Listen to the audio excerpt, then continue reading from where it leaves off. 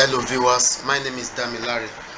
In this lesson, we'll be looking at the topic tissues and supporting systems in animals, and our focus will be on skeleton, because when we talk of skeleton, it has to do with a tissue. There is something we call levels of organization of cell or life, levels of organization of life, meaning from cell to tissue to organ to system.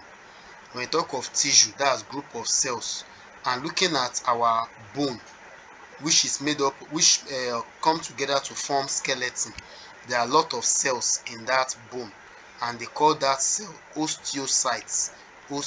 And that's why we'll be focusing on the skeleton, which has to do with bones, and bones, which is a tissue. So, what is skeleton? Skeleton is a bony framework or hard part of the body that provides support, shape, and protection to the soft tissues and organs in animals. So those organs in our body, like the heart, the kidney, the lungs, they are protected by skeleton. So, and when you hear bony framework, that means God used bone to make a frame for our body, and that is called skeleton. So a bony framework, so it gives us support, shape. Like you want to carry a bucket of water, it will support you. It gives you a kind of shape, just like S shape, cylindrical shape. Some organisms, they are like rope, so they give shape. Then protection, just like the skull will protect the brain. What is now the functions of skeleton? Number one, I've mentioned shape. So you can easily differentiate between human being. When you see the skeleton of human being, the shape, compared to a snake, the shape will be somehow long. So skeleton also protects, apart from giving shape, it protects fragile parts like the brain, protecting the brain. Number three, is also for attachment of muscle. Before you attach muscle to the body, the skeleton must be firm, just like the way they plaster wall. Also, skeleton will help animal in movements. So for one to move from one place to another is a work of skeleton, whereby there is a joint, so that it will be allowing the movement. Also, want to breathe, respiration is also the work of skeleton, especially the rib cage, the ribs. As you are breathing, the rib is also supporting.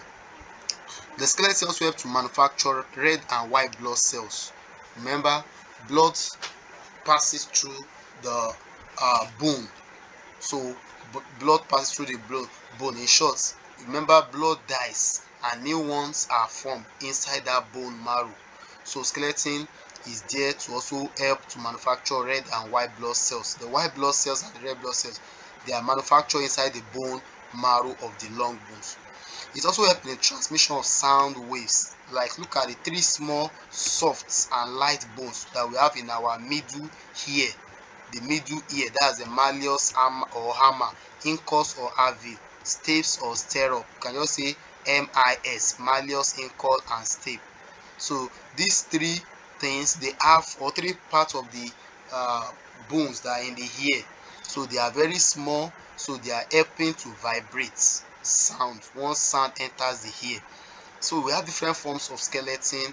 We have chitin, we have cartilage, and we have bone. So when you hear form, that means what God used to make human skeleton. The way someone can use wood to make window, use aluminium to make window, use glass to make window. So God also used chitin to make skeleton, cartilage, and bone. When you hear chitin, it's common to arthropods, those insects and crustaceans. They have chitin, and that chitin is like a liquid, or you say fluid. So, or you say they contain um cortical, that's CUTICLE. So this is found in chitin, and that's for arthropods. So, and the animals that are having this chitin, they can molt, they can break what is called chitin that looks like bone. They can easily break it for another one to come up. So that's what we call ecdysis or molting. They will break it for new one to be formed. Also, cartilage is another form of skeleton. So cartilage, that means God also used cartilage, the one that is not really rigid, it's just semi-rigid, is flexible, is also a connective tissue.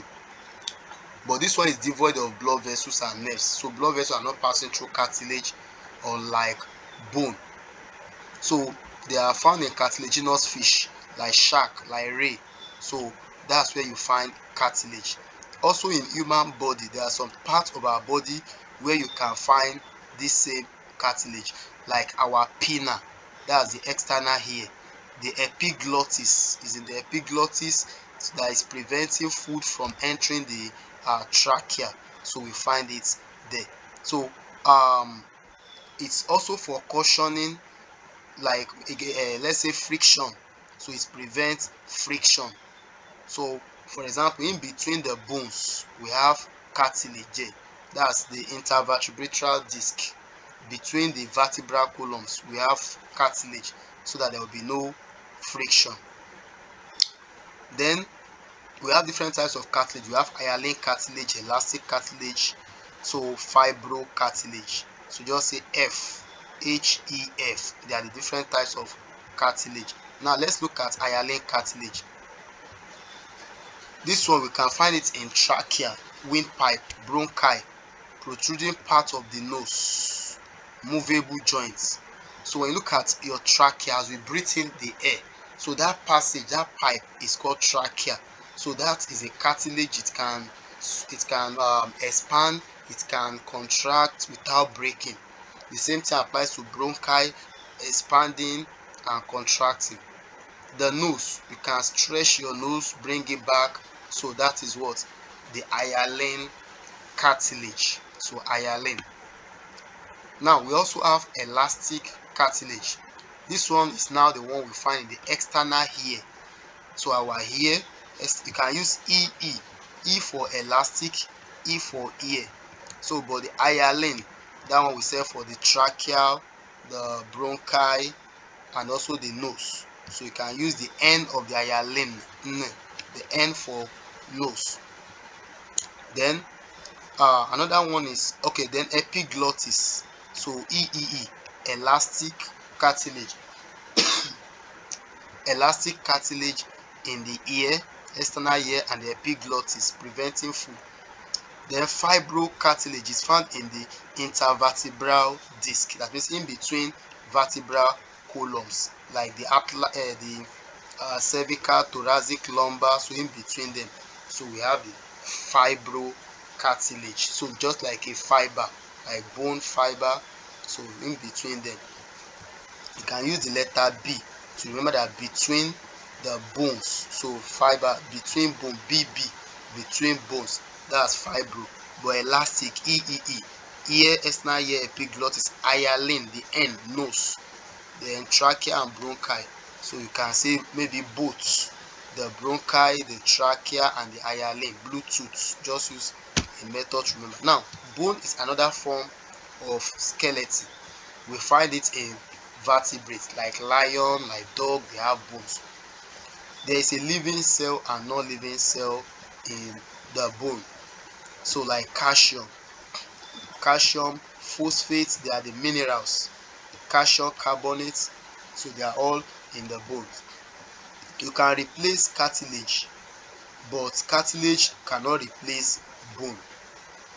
That means if bone should break, you cannot replace it with cartilage. But if cartilage should break, you can replace with bone. So the laying down of mineral substances in the bone is called ossification. That's laying down of mineral substance. So assuming this is the bone, so minerals are now laid down in it. That's, you say it has been ossified, ossification. So the three bones of the ears, they are not ossified. That means they are not laid down, so in the bone.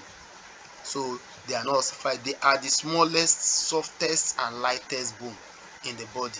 So bones, they are types of connective tissues. So they are connected to different parts.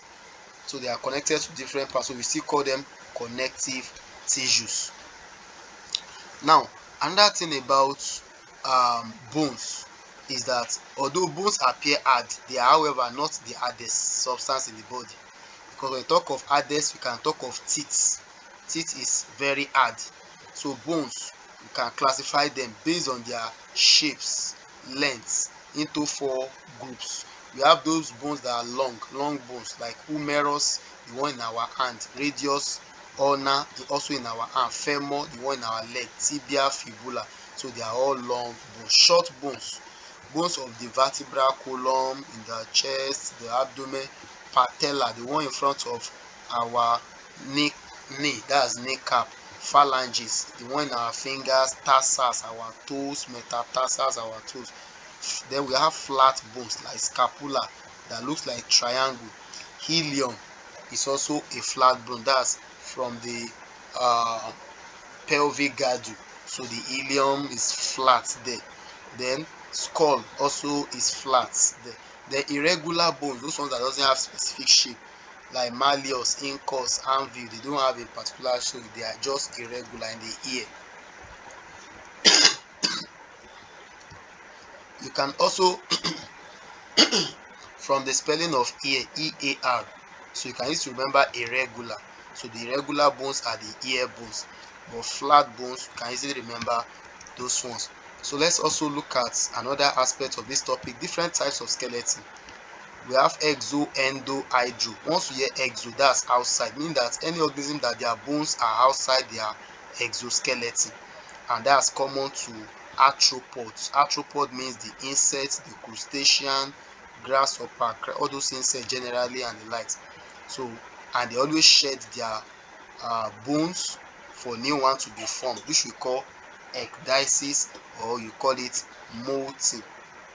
Then another type of skeleton is endoskeleton. Once we hear endo, that's inside, meaning that their own bones are inside the body. So this is common to mammals like rabbits, dogs, birds. So though birds are not mammals, but they are still vertebrates, so their bones are inside. Now we also have hydrostatic skeleton. For hydrostatic skeleton, that's a fluid skeleton. When we talk of fluid skeleton, that means the skeleton that they are full of liquid, so they call them hydro. Hydro is liquid, so their body is full of liquid. So when they press this liquid with their muscle, so it moves them forward. An example, we have earthworm, we have sea animal.